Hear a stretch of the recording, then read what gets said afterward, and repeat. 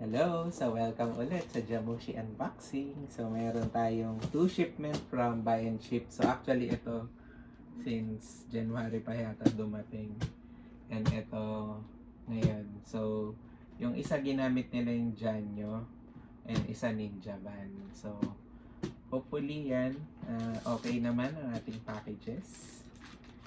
So, ito munang malaki yung unang dumating. So, as usual, sealed naman ang ating package na mabuti.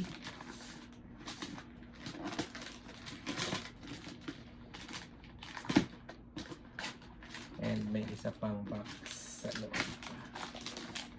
So, nire-recycle ni Buy and Ship yung boxes nila para hindi waste of resources.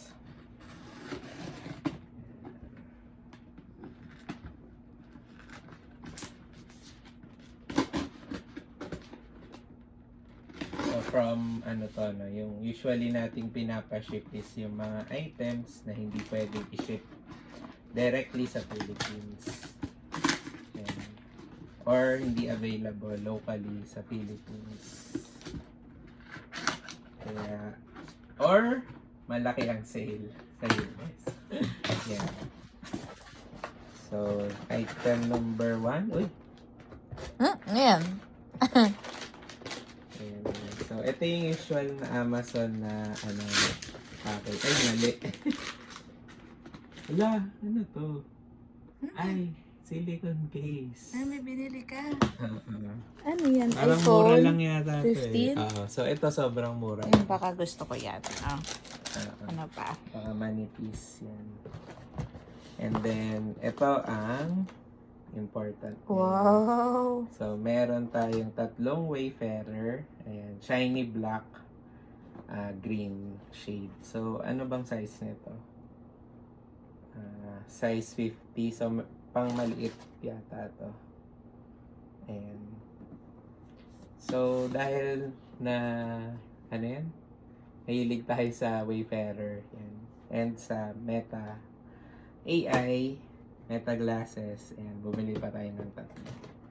So, malalaman natin kung saan mapupunta yan in the next few days. And then, etong kakarating lang today. Ayan. Tingnan natin ang laman.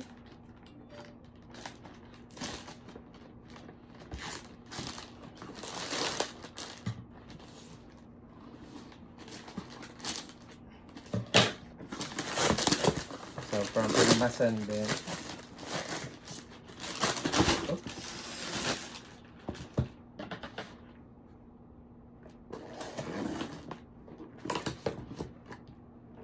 So, ito mukhang same box ng binilan ko.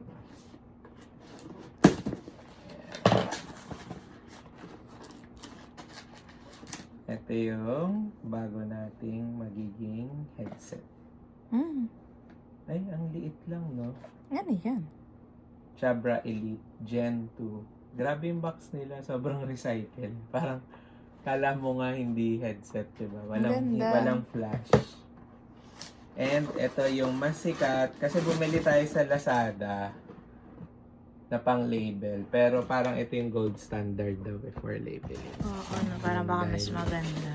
Yan. Sige. Benta ko na lang ba? Yung mga luma. And, ano ba to? Okay. Yung nilalagyan niya. So, inano lang nila. Pinumbay. So, yun lang. See you. Bye-bye.